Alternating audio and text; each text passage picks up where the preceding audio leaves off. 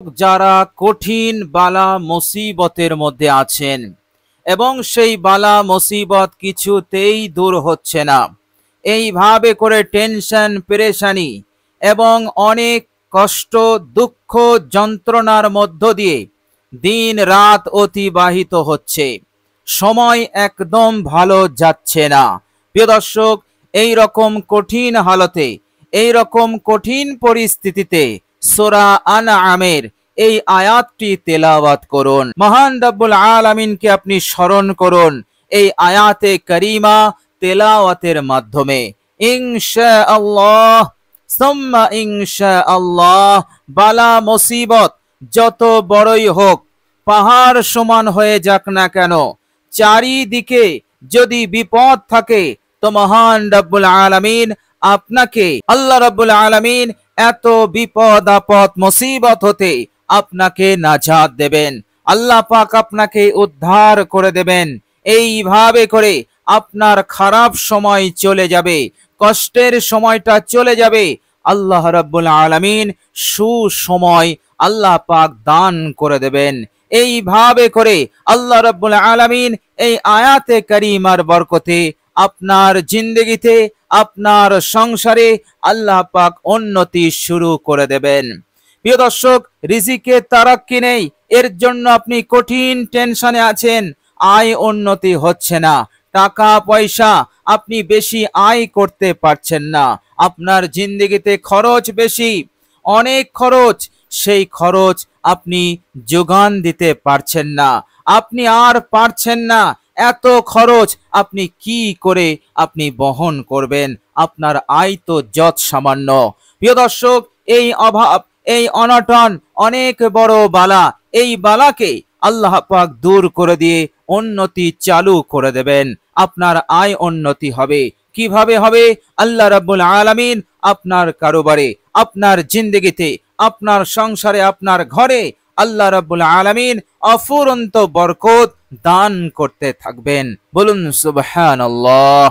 প্রিয় দর্শক, বরকত এমন একটি বিষয়, আল্লাহ রাব্বুল আলামিনের এমন একটি দান, আপনার জিন্দগিতে যদি বরকত না থাকে, আপনার সংসার যদি বরকত শূন্য হয়, সেই সংসার কখনো উন্নত হতে পারে না।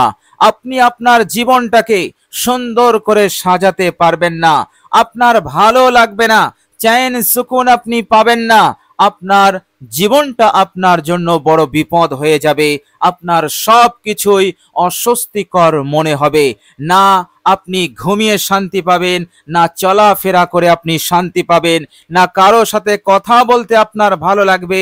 এইভাবে করে আল্লাহ রাব্বুল আলামিন যদি বরকত শূন্য করে দেন, তাহলে আপনি কঠিন অস্বস্তির মধ্যে, বালা মুসিবতের মধ্যে আপনি পড়ে যাবেন। আর এইভাবে করে প্রত্যেক দিন একটা না একটা বিপদ আসতেই থাকবে, ফলে আপনি একেবারে পেরেশান হয়ে যাবেন। এটা হয় এই জন্য যে জীবনটা, সংসারটা বরকত শূন্য। প্রিয় দর্শক, সূরা আনআমের এই অসাধারণ আয়াত এতটাই পাওয়ারফুল, এতটাই বরকতপূর্ণ, এই আয়াতটি আপনি তেলাওয়াত করুন, আন্তরিকতার সহিত মহান রব্বুল আলামিনকে স্মরণ করুন, যিনি খোদ বরকতপূর্ণ এবং তিনার কালাম সর্বশ্রেষ্ঠ কালাম আল কোরআনুল কারীম হচ্ছে বরকতপূর্ণ। সুতরাং এই বরকতপূর্ণ আয়াতের মাধ্যমে সেই বরকতপূর্ণ সত্তা মহান রব্বুল আলামিনকে স্মরণ করুন, ইনশাআল্লাহ বরকতের দরজা খুলে যাবে, সব ঠিক হয়ে যাবে, সব কিছু আপনার মন মতো হবে, জীবনটাকে, সংসারটাকে আপনি সুন্দর করে সাজাতে পারবেন, সুখময় জীবন পাবেন, আর্থিক উন্নতি বেড়ে যাবে। এইভাবে করে খরচ যত বেশি হোক না কেন, খরচের তুলনায় আপনার আয় বেশি হবে, আপনার ইনকাম বেশি হবে, ফলে আপনি অনেক বিপদ আপদ মুসিবত হতে আপনি নাজাত পেয়ে যাবেন, আপনি রক্ষা পেয়ে যাবেন। বলুন সুবহানাল্লাহ। প্রিয় দর্শক, শুধু তাই নয়, যাদের ঘরে রোগ ব্যাধি আসে, ঘন ঘন রোগ, ঘন ঘন ব্যাধি, কেউ না কেউ কোনো না কোনো রোগে আক্রান্ত হয়ে পড়েন, এইভাবে করে চিকিৎসার পিছনে অনেক টাকা খরচ হয়ে যায়, এর পরেও ঘর হতে রোগ ব্যাধি যায় না। প্রিয় দর্শক, এই রকম কঠিন পরিস্থিতির শিকার যারা আছেন, তারা এই সূরা আনআমের আয়াতটি তেলাওয়াত করুন, এই আয়াতের আমলটি করুন, ইনশাআল্লাহ আল্লাহ সুবহানাহু ওয়া তাআলা রোগ ব্যাধিকে তিনি দূর করে দেবেন। ঘন ঘন রোগ হওয়া হতে আপনাকে, আপনার পরিবারকে, আপনার সন্তানকে মহান রব্বুল আলামিন হেফাজত করে দেবেন। বলুন সুবহানাল্লাহ। প্রিয় দর্শক, মহান রব্বুল আলামিনের কালাম, অতি বরকতপূর্ণ কালাম, সূরাতুল আনআমের এই ছোট্ট আয়াত আন্তরিকতার সহিত মহান রব্বুল আলামিনের উপরে আস্থা ভরসা রেখে এবং তিনার ভয় অন্তরে রেখে আপনি আয়াতটি তেলাওয়াত করুন, ইনশাআল্লাহ কাজ হয়ে যাবে। আল্লাহ রাব্বুল আলামিন এত কিছু দেবেন, এত মঙ্গল নিয়ামত আপনার উপরে দান করতে থাকবেন যে আপনি অবাক হয়ে যাবেন। বলুন সুবহানাল্লাহ। প্রিয় দর্শক, মহান রব্বুল আলামিন পবিত্র কোরআনুল কারীমের মধ্যে সূরা বাকারা আয়াত নাম্বার 152 আল্লাহ পাক বলছেন, বিসমিল্লাহির রহমানির রহিম, ফাযকুরুনি আযকুরকুম ওয়াশকুরুলি ওয়ালা তাকফুরুন। আল্লাহ পাক বলছেন, তোমরা আমায় স্মরণ করো বিপদে আপদে মুসিবতে অস্বস্তিকর পরিস্থিতিতে, সময় খারাপ চলছে, আমাকে স্মরণ করো, আমি তোমাদেরকে স্মরণ করব। তোমরা রবের স্মরণ করবে, রব তোমাদেরকে স্মরণ করবে। কিন্তু স্মরণ করার মধ্যে পার্থক্য আছে, ভিন্নতা আছে। বান্দা রবকে স্মরণ করে তাসবিহ তাহলিলের মাধ্যমে, কোরআনুল কারীমের মাধ্যমে, বিভিন্ন কালেমা কালামের মাধ্যমে, কিন্তু রব বান্দাকে স্মরণ এইভাবে করে না। রব স্মরণ করে তার গুনাহসমূহকে মাফ করে দিয়ে, তার জন্য জান্নাতের ফয়সালা করে দিয়ে এবং অসংখ্য নেকি সওয়াব তার আমল নামায় দিয়ে আল্লাহ পাক স্মরণ করেন। বান্দার হাজত প্রয়োজনকে পূরণ করে দিয়ে, বান্দাকে বিপদ আপদ মুসিবত হতে মুক্তি দিয়ে রব এইভাবে স্মরণ করে। বলুন সুবহানাল্লাহ। তো আল্লাহ পাক বলছেন, ফাজকুরুনি, তোমরা আমায় স্মরণ করো, আমিও তোমাদেরকে স্মরণ করব। আর তোমরা আমার নাশুকর হয় না, তোমরা আমার শুকরিয়া আদায় করো। বলুন সুবহানাল্লাহ। প্রিয় দর্শক, মহান রব্বুল আলামিনের দরবারে অস্বস্তিকর পরিস্থিতিতে, বিপদে আপদে মুসিবতে মহান রব্বুল আলামিনের দরবারে ডাকলে মহান রব্বুল আলামিন তৎক্ষণাৎ সাড়া দেন এবং সাথে সাথে তিনি মদত, সাহায্য তিনি পৌঁছে দেন। বলুন সুবহানাল্লাহ। মহান রব্বুল আলামিন সূরা নামাল আয়াত নাম্বার 62 সেখানে তিনি বলছেন, বিসমিল্লাহির রহমানির রহিম, আম্মান ইউজিবুল মুস্তাররা ইযা দাআহু ওয়া ইয়াকশিফুস সুআ। আল্লাহ পাক বলছেন, যখন কোনো বিপদগ্রস্ত বান্দা বান্দি আল্লাহকে ডাকে তো তার ডাক কে শোনেন। ওয়া ইয়াকশিফুস সুআ, তার এই মুসিবতকে, পাহাড় সমান মুসিবতকে, বিপদকে, আলা বালা মুসিবতকে কে দূর করে দেয়?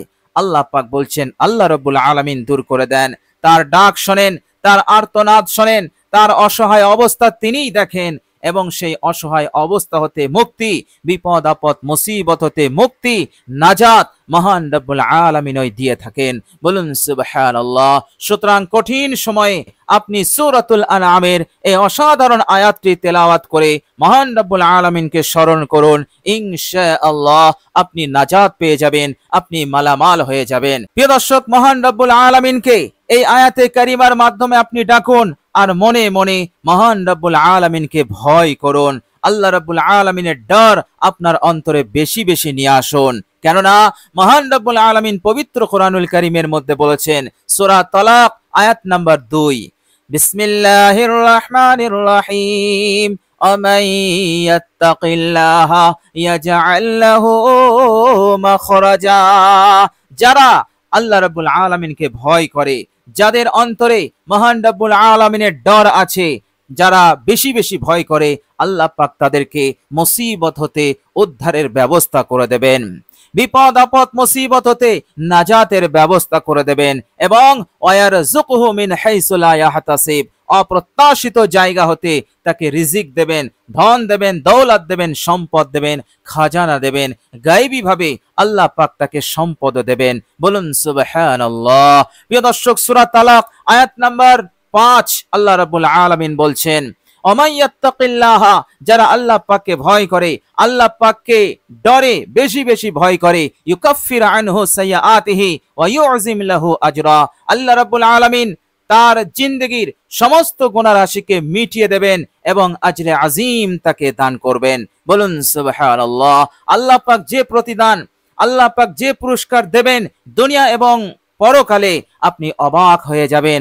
আপনি কল্পনা করতে পারবেন না যে আল্লাহ পাক আমাকে এত কিছু দেবেন। প্রিয় দর্শক, এই জন্য সূরাতুল আনআমের আয়াতটি আপনি তেলাওয়াত করবেন আর মনে মহান রব্বুল আলামিনের খৌফ, ভয় আপনি বেশি বেশি করবেন। ইনশাআল্লাহ এত দ্রুত আপনি ফলাফল পাবেন যে আপনি কল্পনা করতে পারবেন না। মহান রব্বুল আলামিন আরো বলেছেন, যারা আল্লাহ রাব্বুল আলামিনকে ভয় করে তো আল্লাহ রাব্বুল আলামিন তাদের ওমাইয়াত্তাকিল্লাহা ইয়াজআল লাহু মিন আমরিহি ইউসরা, তাদের সব কাজগুলোকে আসান করে দেন, সহজ করে দেন। কোনো বিষয় তাদের সম্মুখে কঠিন হয় না। কঠিন বিষয়টা কঠিন, কিন্তু আল্লাহ রাব্বুল আলামিন তার জন্য, কেবলমাত্র তার জন্য সহজ করে দেন। বলুন সুবহানাল্লাহ। তো প্রিয় দর্শক, সূরাতুল আনআমের অসাধারণ আয়াতটি আপনি পড়ুন আর মহান রব্বুল আলামিনের ভয়, ডর আপনার অন্তরে থাকবে। মহান রব্বুল আলামিনের উপর আস্থা ভরসা রেখে, মহান রব্বুল আলামিনের উপরে আস্থা ভরসা রেখে এবং দিলের ইয়াকিন এবং বিশ্বাস নিয়ে আপনি আমলটি করুন। ইনশাআল্লাহ আপনি দ্রুত ফলাফল পাবেন, আপনার মাকসুদ পূরণ হয়ে যাবে ইনশাআল্লাহ। প্রিয় দর্শক, চলুন এবার আমরা জেনে নেব সেই অসাধারণ আয়াতটি কি এবং আমরা কিভাবে আয়াতটি তেলাওয়াত করব। প্রিয় দর্শক, সর্বপ্রথম আপনি ওযু করে নেবেন, উত্তম রূপে ওযু করবেন। ওযু থাকলে ওযু করতে হবে না, ওযু না থাকলে আপনি উত্তম রূপে ওযু করবেন। ওযু হয়ে গেলে কালেমায়ে শাহাদাত একবার পাঠ করে নেবেন। এরপর আপনি একটি নির্জন জায়গায় বসবেন, যেখানে কেউ আপনাকে ডিস্টার্ব করবে না, কেউ আপনাকে বিরক্ত করবে না, এবং আপনি আপনার ফোনের সুইচ অফ করে দেবেন অথবা সাইলেন্ট করে দেবেন, কেননা যে কেউ আপনাকে ফোন করতে পারে। এতে করে আপনার মনোযোগ হটে যাবে এবং আপনার ডিস্টার্ব করবে। এই জন্য আপনি ফোনটাকে সাইলেন্ট করে দেবেন অথবা সুইচ অফ করে দেবেন। প্রিয় দর্শক, এরপর আপনি আমল শুরু করবেন। আমল শুরু করার পূর্বে আপনি সর্বপ্রথম ইস্তেগফার পড়বেন। জিন্দেগীর সমস্ত গুনাহের উপর অনুতপ্ত, লজ্জিত হয়ে আপনি ইস্তেগফার পড়বেন মাত্র 3 বার। আপনি এই ইস্তেগফারটি পড়বেন, আস্তাগফিরুল্লাহ, আস্তাগফিরুল্লাহ, আস্তাগফিরুল্লাহ। এই ছোট্ট ইস্তেগফারটিও আপনি পড়তে পারেন। প্রিয় দর্শক, এরপর বিশ্বনবী সাল্লাল্লাহু আলাইহি ওয়াসাল্লামের উপর দরুদ ইব্রাহিম একবার পড়বেন মুহাব্বতের সঙ্গে। আল্লাহুম্মা সাল্লি আলা মুহাম্মাদিন ওয়া আলা আলি মুহাম্মাদ কামা সাল্লাইতা আলা ইব্রাহিম ওয়া আলা আলি ইব্রাহিম ইন্নাকা হামিদুম মাজিদ।